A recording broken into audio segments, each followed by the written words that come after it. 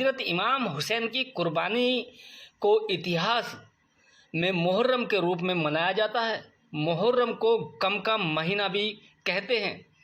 محرم کو اسلام کی سب سے پاک گھٹناؤں میں ایک اسلامک مانیتا کے انوسار پیغمبر حضرت محمد کے ناتی حضرت امام حسین محرم کے مہینے میں ہی کربلا کی جنگ میں شہید ہوئے تھے، اس لیے محرم کو غم کا مہینہ کہتے ہیں۔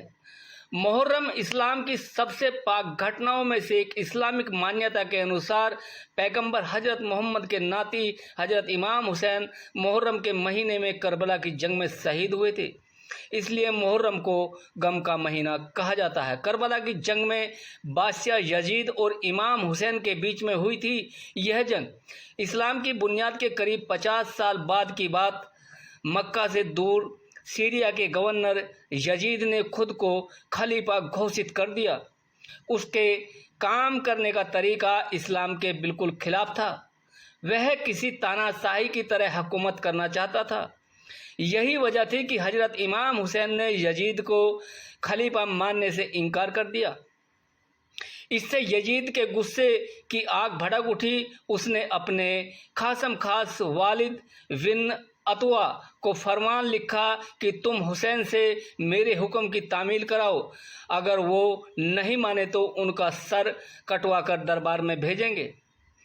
کتوائے نے یزید کو فرمان امام حسین کو سنایا۔ امام نے یزید کی حکومت سویکار کرنے سے منع کر دیا۔ انہوں نے کہا، میں مظلوموں پر ظلم کرنے والوں کسی تاناشاہ کی شان میں جھکنے سے انکار کرتا ہوں۔